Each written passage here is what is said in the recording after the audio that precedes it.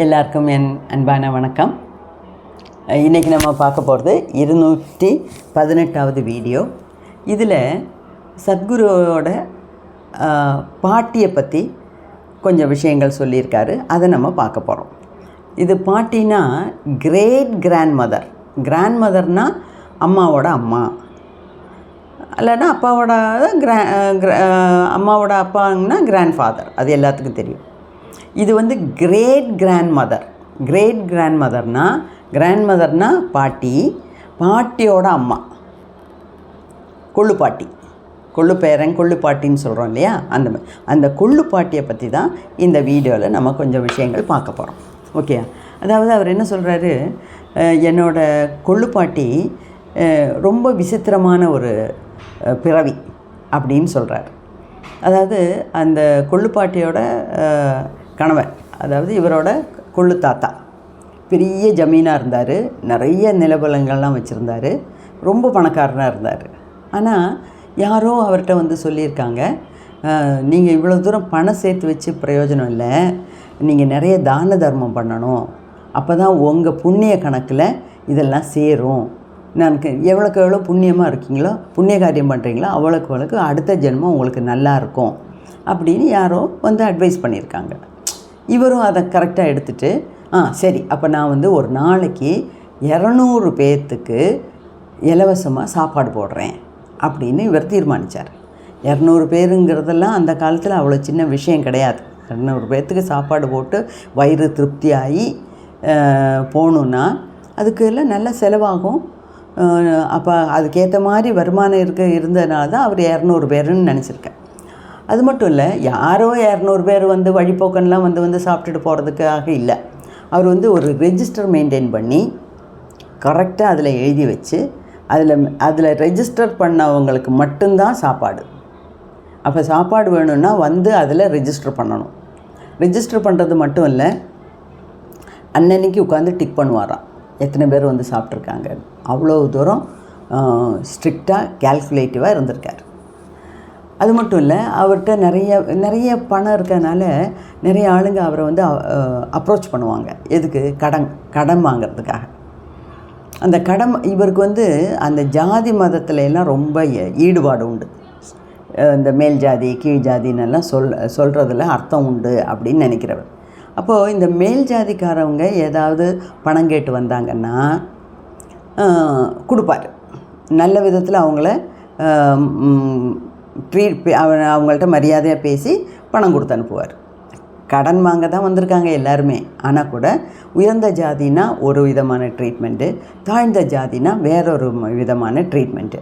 இந்த தாழ்ந்த ஜாதிக்காரவங்களாம் வந்து செலவுக்கு வேணும் அப்படின்னு கையேந்தி நின்னாங்கன்னா பணத்தை எடுத்து எறிவாராம், தூக்கி போடுவாராம், விசிறி எறிவாராம், எடுத்துக்கோ அப்படிங்கிற மாதிரி. அதாவது அந்த காலத்தில் அந்த ஜாதிக்கு அவ்வளோ இம்பார்ட்டன்ஸ் கொடுத்துருக்காங்க அப்படிங்கிறது தான் நமக்கு அங்கேருந்து புரியுது. இப்போ தான் நம்ம கொஞ்சம் கொஞ்சமாக அதெல்லாம் தெளிஞ்சு வரோம். அந்த காலத்துலலாம் அதுக்கெல்லாம் ரொம்ப இம்பார்ட்டன்ஸ் கொடுத்துருந்தாங்க. அதனால தான் அவரும் அப்படி இருந்திருக்கார். ஓகே, எங்கள் தாத்தா பாட்டி எல்லாமே அதை பற்றியெல்லாம் நிறைய சொல்லுவாங்க. எங்கள் தாத்தா இங்கே கேரளாவில் காயங்குளத்தில் பெரிய வீடு. எங்கள் தாத்தா தான் மூத்த ஆள்.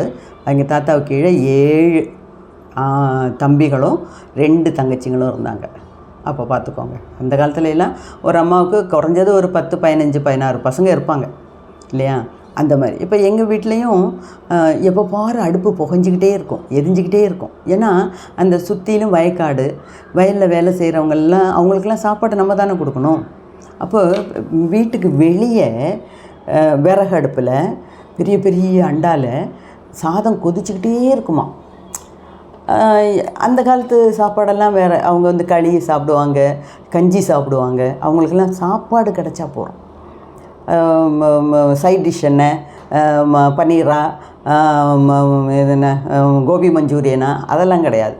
நிறைய இந்த ஒரு தட்டு நிறைய கஞ்சி ஊற்றி இல்லைன்னா சோறு போட்டு ஒரு சின்ன ஊறுகாய் கொடுத்தா கூட சந்தோஷமாக சாப்பிட்டு போவாங்க. அந்த காலத்துலலாம் அப்படி தான்.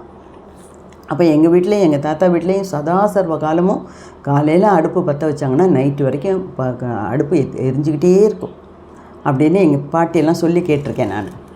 அதே மாதிரி தான் இவரும் நிறைய பண்ணியிருக்காரு. ஸோ புண்ணியம் வேணுங்கிறதுக்காக தினமும் கணக்கு வச்சு ரெஜிஸ்டரில் டிக் பண்ணி 200 பேர்த்துக்கு சாப்பாடு போட்டுட்டு வந்திருக்காரு. ஆனால் இவரோட ஒய்ஃபு தான் இந்த சத்குரு பேச போகிற அந்த பாட்டி, இந்த கொள்ளு பாட்டி. அந்த கொள்ளு பாட்டிக்கு ஜாதி மதம் எதுவும் கிடையாது. அப்போது வீட்டுக்கு முன்னாடி இந்த தாத்தா உட்காந்து கடன் காசு கேட்க வர்றவங்களுக்கெல்லாம், காசு கேட்டு வர்றவங்களுக்கெல்லாம் கடன் கொடுப்பாரு, சாப்பாடு கொடுப்பாரு, அதெல்லாம் பண்ணுவாங்க.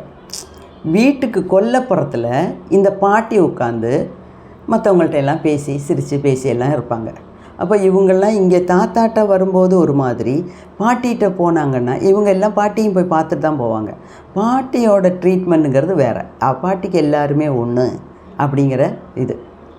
அது மட்டும் இல்லை, இந்த பாட்டிக்கு கொஞ்சம் விசித்திரமான சுபாவங்களும் உண்டு. அதைத்தான் இங்கே நம்ம பேச போகிறோம். அதாவது அந்த பாட்டி 113 வயசு வரைக்கும் உயிரோடு இருந்திருக்காங்க. இந்த சத்குரு இந்த சத்குருவோட சேர்ந்த பசங்கள்லாம், இந்த பேர குழந்தைங்கள்லாம் கொள்ளு பேரன் கொள்ளு பேத்திங்க 10-30 பேர் அந்த வீட்டில் தான் சம்மர் வெக்கேஷனில் எல்லா வருஷமும் வர்றது. அப்போது இந்த பாட்டிகிட்ட எல்லாம் கதை கேட்பாங்க பசங்கள்லாம் சேர்ந்து. அப்போது ஒரு கதை ஆரம்பித்தாங்கன்னா அந்த சம்மர் வெக்கேஷன் மொத்தம் 30 நாள் 40 நாளைக்கு ஒரே கதையை கொண்டு போவாங்களாம். ஒரே கதைன்னா ஒரே கதையை திருப்பி சொல்கிறதில்ல. அங்கே ரெப்படிஷன் கிடையாது. ஒரு கதை ஒரு இடத்துல ஒரு ராஜகுமாரி இருந்தாங்கன்னா 30-40 நாள் வரைக்கும் அந்த கதை தொடர்ந்து பேசிகிட்ருப்பாங்களாம். அவ்வளவு நல்ல ஒரு சாமர்த்தியமான ஒரு லேடி அப்படின்னு சொல்கிறாரு. அது மட்டும் இல்லை, பயங்கரமாக சத்தம் போட்டு சிரிப்பாங்களாம். சத்தம் போட்டு சிரிக்கிறதுனா அவங்க சிரிக்கிறது அடுத்த தெரு வரைக்கும் கேட்குமா. அப்போ சத்குரு என்ன சொல்கிறாரு, எல்லா விதத்துலேயும் எங்கள் பாட்டி கொள்ளு பாட்டி வித்தியாசமாக இருந்தாங்க. ஏன்னா அந்த காலத்தில் லேடிஸ்க்கு வாயை திறந்து பேசுகிறதுக்கு கூட ரைட்ஸ் கிடையாது, உரிமை கிடையாது. இது நான் என் கண்ணால் பார்த்துருக்கேன். எங்கள் தாத்தா, அதாவது எங்கள் அம்மாவோட அப்பா, எங்கள் அம்மாவோட அம்மா, அவங்ககிட்ட தான் நான் வளர்ந்தேன்.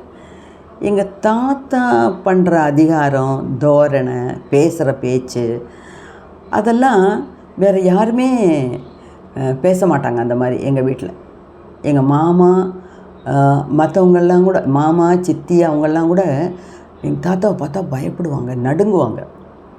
அதை பார்த்து எங்களுக்கும் அந்த மாதிரி ஆகிப்போச்சு. எங்கள் பாட்டி எங்கள் தாத்தா முன்னாடி நேரடியாக உட்காந்து பேசவே மாட்டாங்க. நான் அதெல்லாம் இப்போ யோசிக்கிறேன்.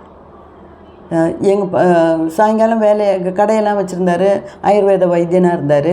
வேலையெல்லாம் முடிச்சுட்டு நைட்டு ஈஸி சேரில், ஒரு பெரிய ஈஸி சேரில் 2 காலையும் இப்படி மேலே வச்சுட்டு உட்காருவார். கமலா அப்படின்னு கூப்பிட்டோடனே என்னங்க அப்படின்னு சொல்லிட்டு இந்த கதவு மூலையில் நின்றுட்டு தான் பேசுவாங்க. தாத்தாவுக்கு ஈக்குவலாக ஒரு சேரை போட்டு நேருக்கு நேர் உட்காந்து பேசுனதா நான் பார்த்ததே இல்லை. கடைசி வரைக்கும் நான் அந்த மாதிரி பார்த்ததே இல்லை. அப்புறம் யோசிப்பேன், கொஞ்சம் விவரம் தெரிஞ்சோடனே, எதுக்கு இந்த பாட்டி இப்படியெல்லாம் நடிக்கிறாங்க, இந்த கதவுக்கு பின்னாடி உட்காந்துட்டு தலையை மட்டும் நீட்டி பேசுகிறாங்க அப்படின்னு. ஆனால் அதுதான் அந்த காலத்தில் அப்படி வச்சுருந்தாங்க. ஆண் ஆதிக்கம்ங்கிறது அவ்வளோ தூரம் இருந்தது. அப்போது சத்குரு என்ன இதில் எழுதியிருக்காருன்னா, லேடிஸுக்கு பேசுகிறதுக்கே அனுமதி இல்லை, அப்புறம் தானே சிரிக்கிறதுக்கு. பொம்பளை சிரிச்சா போச்சு அப்படிங்கிற மாதிரி லேடிஸ்க்கெல்லாம் சத்தம் போட்டு பேசுகிறதுக்கோ சிரிக்கிறதுக்கோ அந்த காலத்தில் அனுமதி இல்லை. அந்த டைமில் இந்த கொள்ளுப்பாட்டி இருக்காங்களே அப்படி சிரிப்பாங்களாம். யாரையும் மதிக்க மாட்டாங்களாம். மதிக்க மாட்டாங்கன்னு இல்லை, உங்களுக்கு ஜாதி மத வித்தியாசம் கிடையாது, எல்லாரையும் ஒன்றா தான் பார்ப்பாங்க, அது வேறு விஷயம். யார் சொல்கிறதையும் யாருக்கும் அடங்கி போக மாட்டாங்க, யார் சொல்கிறதையும் அப்படியே எடுத்துக்க மாட்டாங்க. ஒரு பெரிய ரிபல்னால் என்ன, அதான் யார் சொன்னாலும் கேட்க மாட்டாங்க. என் வழி தனி வழி, நான் என்ன நினைக்கிறேனோ அதுதான் செய்வேன், அப்படி தான் போவேன் அப்படிங்கிறது. அதுக்கு தான் ரிபல்ம்பாங்க இங்கிலீஷில்.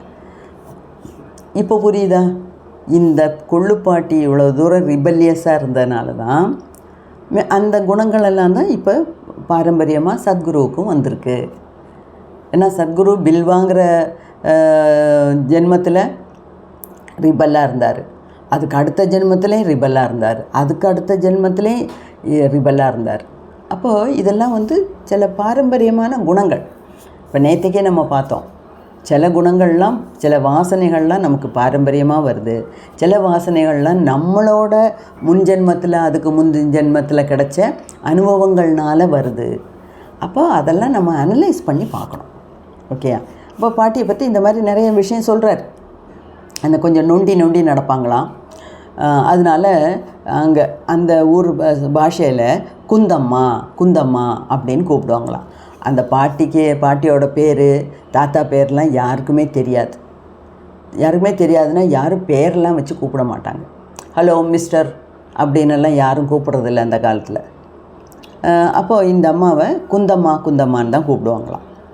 இவங்க 14வது வயசுலேருந்து புகையிலை சாப்பிட்ற பழக்கம் இருந்ததுக்கு கிட்டத்தட்ட 99 வருஷம் இந்த புகையிலையே சாப்பிட்டுட்டு இருந்தாங்களாம்.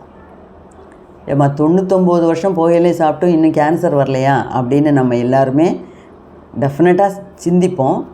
கேன்சர் கடைசியில் வந்தது. அவங்களோட 111வது வயசில் கேன்சர் வந்தது. 113 வயசில் இறந்தாங்க. இந்த கேன்சருக்காகலாம் எந்த ட்ரீட்மெண்ட்டெல்லாம் எடுக்கலை. த்ரோட் கேன்சர், தொண்டையில் கேன்சர் வந்து தான் அவங்களும் இறந்தாங்க. அப்போது இந்த மாதிரியெல்லாம் நிறைய விஷயங்கள் இந்த பாட்டியை பற்றி அங்கங்கே அப்படி சொல்லியிருக்காரு. ரெண்டாவது, அந்த தாத்தா பெரிய ஜமீனாக இருந்தார், ஏகப்பட்ட நிலபலன்கள்லாம் வச்சுருந்தார். ஆனால் இந்த பாட்டிக்கு என்ன அபிப்பிராயம்னா, யாருக்கும் 1 சென்ட் பூமி கூட சொந்தமாக்கிறதுக்கு உரிமை இல்லை. அதாவது இது பூமாதேவியோட சொத்து. அதனால் லீகலாவோ இல்லீகலாவோ நமக்கு அந்த எந்த நிலத்தையும் நம்ம வச்சுக்கக்கூடாது அப்படிங்கிறது அவங்களோட கணிப்பு, அவங்களோட அபிப்பிராயம்.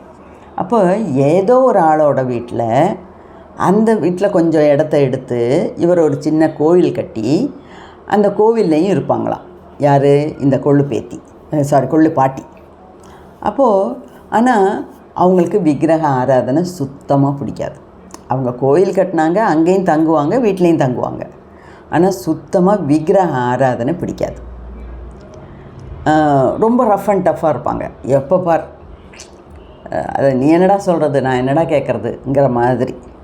ஓகேயா? அந்த மாதிரியெல்லாம் அவங்களும் கடவுள் மேலெல்லாம் நம்பிக்கை கிடையாது. விக்கிரகம்லாம் வச்சாங்க, பூஜை பண்ணுறது கூட ஒரு மாதிரி அலட்சியமாக தான் பண்ணுவாங்க.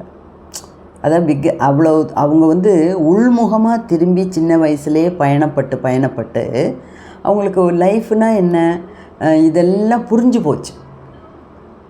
இந்த பழந்தின்னு கொட்டை போட்ட ஆளும்பாங்க. அந்த மாதிரி இவ்வளோ ஒரு முத்தின ஒரு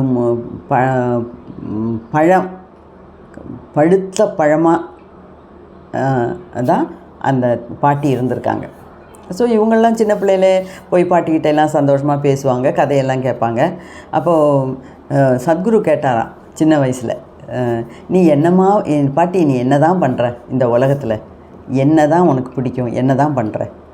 அப்போ அந்த அம்மா பாட்டி சொன்னாங்களாம், அட போடா, எல்லாம் உனக்கும் தெரிய வரும், உனக்கும் கொஞ்ச நாள் போக போக எல்லாம் தெரிய வரும் அப்படி. அப்போ அந்த மாதிரி பேச்சு எல்லாம் வரும்போது நமக்கு என்ன புரியுது, அவங்க யோகா பண்ண வேண்டாம், சாதனை பண்ண வேண்டாம், ஒன்றும் பண்ண வேண்டாம். அதை லைஃப்பை பற்றின நல்ல ஒரு புரிதல் இருந்தால் அதுவே போதும். அதுதான் சொல்கிறார். லைஃப்பை பற்றின நல்ல ஒரு புரிதல் வேணும். அது இருந்ததுனாலே அதுதான் முக்தி. இப்போ நமக்கெல்லாம் எப்படி பேசுகிறதுன்னு தெரில, என்ன சாப்பிட்றதுன்னு தெரியல, என்ன பண்ணுறதுன்னு தெரியல, நம்ம பண்ணுறதுல எவ்வளோ சரி எவ்வளோ தப்புன்னே நமக்கு தெரிய மாட்டேங்குது. ஆனால் இந்த கொள்ளுப்பாட்டிக்கு எல்லாமே புரிஞ்சு போன பழந்தின்னு கொட்டை போட்ட ஒரு முதிர்ந்த ஒரு கிழவியாக 113 வயசு இருந்து நிறைய பேருக்கு நல்ல இதெல்லாம் செஞ்சு போயிருக்காங்க. அப்போது இந்த பாட்டியோட ஒரு ரிபல்லியஸ் நேச்சர் கொள்ளு பேரனுக்கு வராமல் இருக்குமா? அதான் ஒவ்வொரு ஜென்மத்திலையும் அவரை பற்றியே தானே சொல்லிக்கிறாரு, நான் ரிபலாக இருந்தேன். ரிபல்னால் யார் சொன்னாலும் கேட்க மாட்டேன், என் வழி தனி வழி, என் வழி எனக்கு என்ன தோணுதோ அதுதான் நான் செய்வேன் அப்படிங்கிற மாதிரி. ஓகே, ஸோ இந்த பாட்டியை பற்றி கொஞ்சம் டீட்டெயிலாக சொல்லியிருக்காங்க, அதனால தான் நானும் நினச்சேன் அதை பற்றி சொல்லலான்னு. ஸோ இதில் நமக்கு என்ன புரியுது, பாரம்பரியமாக நம்மள்கிட்ட நிறைய விஷயங்கள் ஜீன்ஸ் வழியாக, மரபு அணுக்கள் வழியாக நமக்கு வந்து சேருது. அதில் எது சரி எது தப்புங்கிறதெல்லாம் நம்ம டைமுக்கு ஏற்ற மாதிரி சொசைட்டியில் இருக்க ரூல்ஸ் ரெகுலேஷன்ஸ் அனுசரித்து நல்லதுன்னு தோணுச்சுன்னா நம்ம அதை வளர்த்துக்கணும்.